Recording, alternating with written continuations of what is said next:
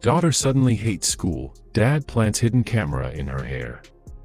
It shattered his heart into a million pieces as he held his sobbing daughter in his arms. Through uncontrollable tears, she begged, "Please, Daddy, I don't want to go." What made the situation all the more unbearable was that she wouldn't tell him why. This had to stop. He had to find out why this was happening every single day. The first day of kindergarten had been very emotional for the entire Valero family, but their daughter hopped on the bus with a huge smile and returned home with plenty of enthusiastic stories. A creative streak bloomed and every day was a new adventure. But when they transferred her to Spring Hill, things changed.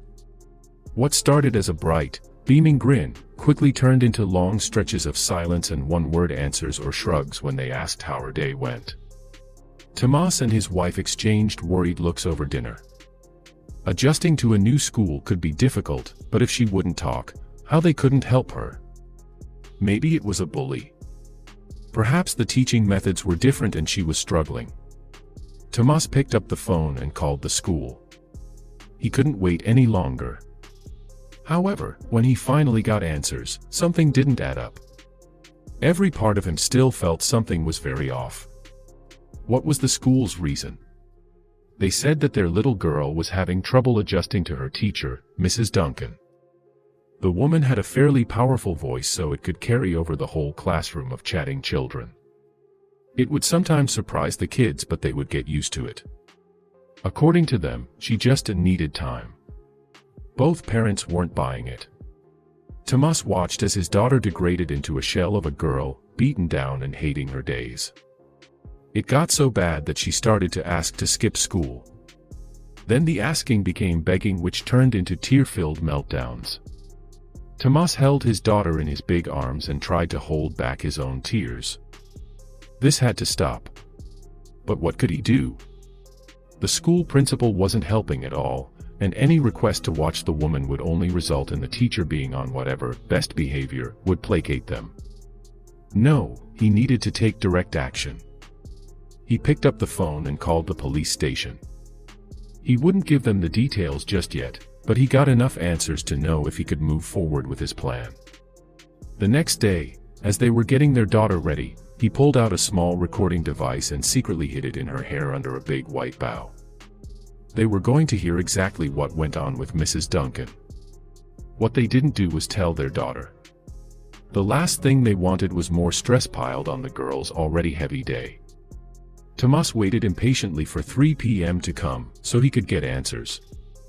As soon as she walked through the door, his wife gave her a huge hug and he removed the device and plugged it in. What he heard made him stick to his stomach.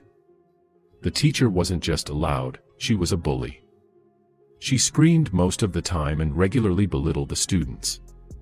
"No, obviously you don't understand it, zip it, are you deaf, that's common sense."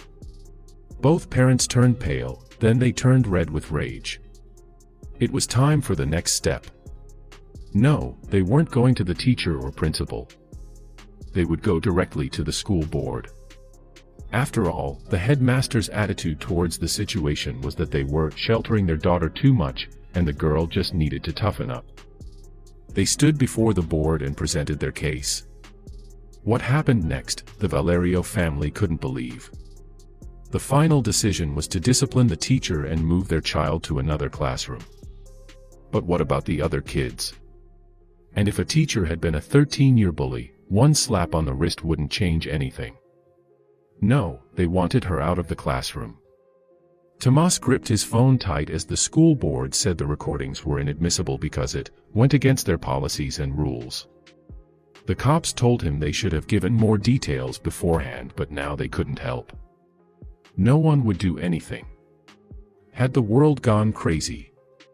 However, word had spread around the school and to other parents. Next was to start a petition to have the teacher fired, or, at minimum, removed from any front-facing positions around children. The page ended up with over 2,000 signatures. Was it going to be enough? Sadly, the school board stayed firm in their position. They weren't interested in any arguments of educator responsibilities and adaptation to students' needs. Kindergarten and early grades are huge in the formation of kids' socialization skills, problem solving, and so many other facets of their lives. Mrs. Duncan was failing as a teacher. Tomas argued there was being loud, but being loud with the right tone.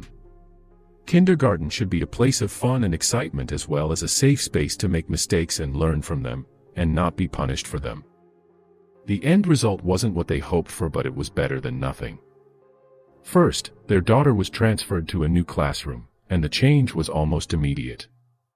The bright smile returned and Tomas could finally breathe easily again. The creative streak returned and dinner conversations were full of joy. As for Mrs. Duncan, she gave every manner of excuse, including that she was from New York and had always done things that way when she taught there, including word choices of "Are you deaf?" which the administration did say they were not happy with. Her reprimand wasn't much either. The punishment was just a reminder to keep her loudness down a bit and watch her tone. Some parents have come to the woman's defense, but there are at least 2,000 who disagreed with the woman's sense of compassion, patience, and handling of more delicate kids. The Valero family also has their own updates. Tomas looks at the ordeal as something that has made their family stronger.